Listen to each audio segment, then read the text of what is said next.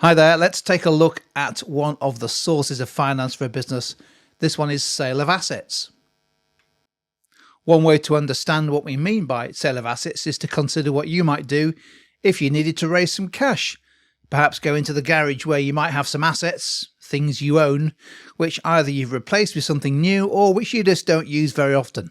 Can you put it on eBay or Amazon Marketplace, or maybe even take it down to the car boot sale and turn this asset into cash? Well, that's what we mean by sale of assets. These are business assets, things that the business owns, which it then sells to somebody else, perhaps, or often another business, in return for cash. And the kind of assets we're talking about are, of course, things like fixtures and fittings and machinery and computers, but it can also be land, buildings, and it can even be businesses, patents, trademarks. So anything, any asset the business owns that can be sold for cash could be a source of finance as sale of assets. Key thing to remember, though, of course, is that once you've sold that asset, it's no longer yours, therefore you only get that cash once.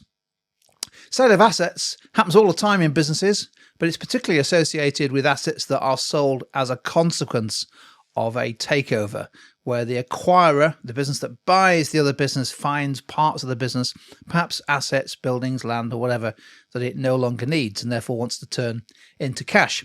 And you can see from that potentially one of the main advantages of sale of assets is the amount of finance that can be raised. Sure, selling a few computers, some fixtures and fittings, some factory production equipment can raise small amounts, but it can also be very substantial amounts, particularly if the asset concerned is perhaps a small business unit, perhaps an important trademark or patent.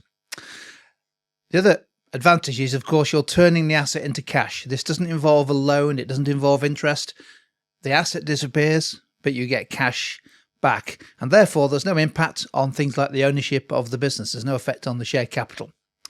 Well, sounds like sale of assets could be good news for a business, and many businesses use it. The downsides are, firstly, of course, not every business has significant assets that it can turn into cash. In particular, smaller businesses or startup businesses probably don't have many assets that they're not using. Secondly, of course, it may take some time to find a buyer. So old equipment, old office furniture, relatively easy.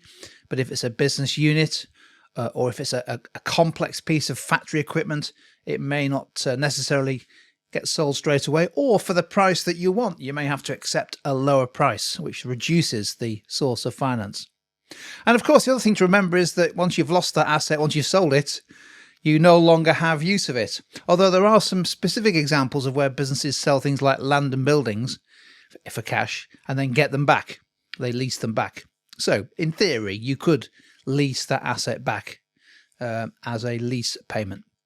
There we go then. Hopefully that's useful. An overview of sale of assets.